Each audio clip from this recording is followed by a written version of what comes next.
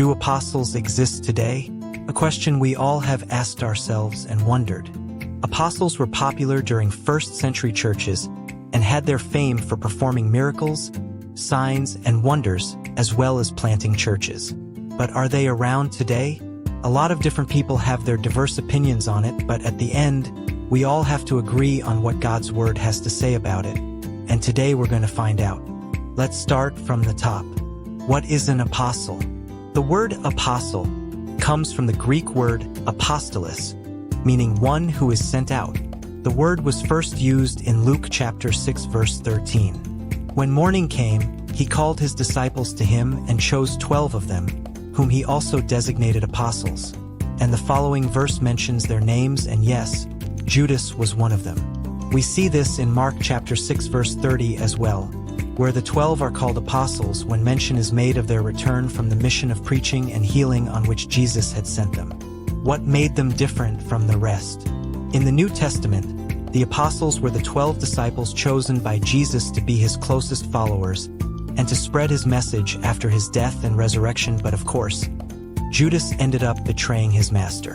The original apostles were witnesses to Jesus' teachings, miracles, and resurrection, and they too taught the teachings of Jesus, gave his testimonies, performed miracles, and brought many to repentance and to accept Jesus as their Lord and Savior. 2 Corinthians chapter 12 verse 12.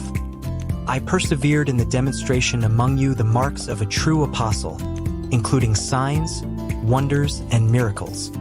Here Paul points out some of the traits of a true apostle, such as signs, wonders, and miracles, and one would recognize them from their fruits and works, making them stand out from the rest due to the power that they carried.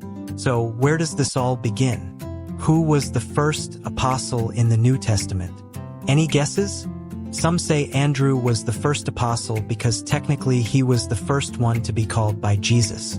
The book of John chapter 1 verses 40 to 42 reads, Andrew, the brother of Simeon Peter, was one of the two who heard John and followed Jesus. He first found his brother Simeon and told him, "We have found the Messiah." Then he brought him to Jesus. Jesus looked at him and said, "You're Simeon the son of John.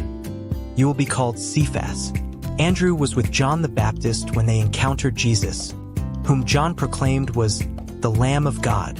But Andrew wasn't the first apostle, so who could it be? He was none other than Jesus. Yes, Jesus himself was the first apostle in the New Testament. Read with me. Hebrews chapter 3 verse 1. Wherefore, holy brethren, partakers of the heavenly calling, consider the apostle and high priest of our profession, Christ Jesus.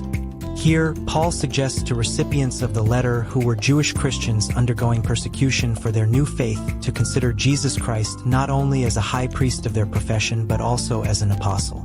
Jesus himself demonstrated the role of an apostle and fulfilled the criteria of a true apostle mentioned in 2 Corinthians chapter 12 verse 12, before appointing his disciples as apostles. Okay, so now that we have looked into what is an apostle, who were they, and what marked their apostleship, let's see how they influenced and what roles they played. Apostles were crucial in establishing the church and spreading the teachings of Jesus Christ. Historically, the authority of an apostle was significant. They were seen as ambassadors or envoys of Christ, carrying the weight of their commission to teach and guide others. Their office encompassed various roles, including being a teacher, a prophet, and a leader in ecclesiastical communities. Yes, they did play a significant role of being a teacher and a prophet as well. 2 Timothy chapter 1 verse 11. Whereunto I am appointed a preacher, an apostle, and a teacher of the Gentiles.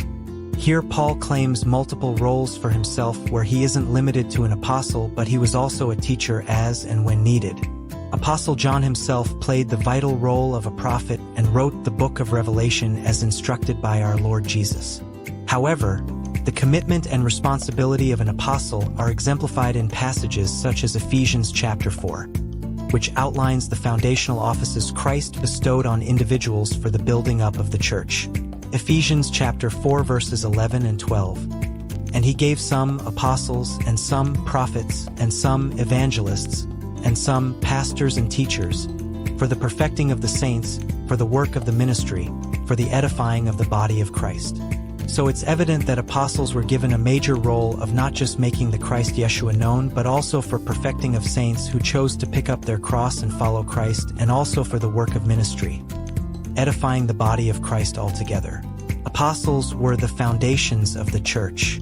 Jesus affirms the foundational role of the apostles in Matthew chapter 16 verse 18, where he says to Peter, "You are Peter, and on this rock I will build my church." The imagery is plain. Christ, the builder of the church, founded his church on the apostles. This is precisely what Paul affirms in Ephesians chapter 2 verse 20, where he says that the church is built on the foundation of the apostles and prophets, Christ Jesus himself being the cornerstone. And so, basically, the apostles were the church planters, but didn't stop there. Their responsibilities extended to teaching, baptizing, and providing guidance to early Christian communities. This all brings us to our final question: do we have apostles today? Or do we need them? According to the Catholics, the Pope and bishops are the successors of the apostles, and their biblical argument is the replacement of Judas with Matthias, with the supporting scripture from Acts chapter 1 verse 20, which reads, "For it is written in the book of Psalms, let his habitation be desolate, and let no man dwell therein, and his bishopric let another take." The argument here points out that Judas was called a bishop and not an apostle. However, it doesn't fully provide evidence for an apostle's succession, and this passage could mean that Judas held the position of a bishop along with his office of an apostle, like the other apostles who had multiple offices they could work from. Some argue that the apostles were only those who were directly taught by Jesus himself and witnessed the life and resurrection of their master. However, the problem with this argument is that Matthias and Paul weren't appointed by Jesus, and Paul never met Jesus. The supporting evidence of this argument is the encounter Paul had on the road to Damascus, and therefore he saw Jesus. But there still is a loophole, because Paul's encounter was not with the physical Jesus who walked the earth, but after he had ascended to heaven. Some even claim that Paul and Matthias were exceptional, but according to the book of Romans chapter 2 verse 11, God does not show favoritism. My research and every shred of evidence in the Bible lead me to conclude that apostles indeed do exist today, and yes, we need them. People today still encounter Jesus like Paul did, and the trace of the Holy Spirit's movements are significant still. Ephesians chapter 4 verses 11 and 12 clarify that there indeed are different offices within the body of Christ, and they are essential for the edification of the body of Christ. Do we have the body of Christ today? Of course we do. So does that mean we need fivefold ministry? Well, yes. I believe that God is still expanding his churches today, and the outpouring of his Spirit is everywhere. Great revivals are coming, and many are led to the Lord, as the nation finds its salvation amid the ongoing storm. We need prophets, apostles, teachers, evangelists, and pastors to prepare a spotless bride for our Lord, where the church is the bride and apostles are the ministers.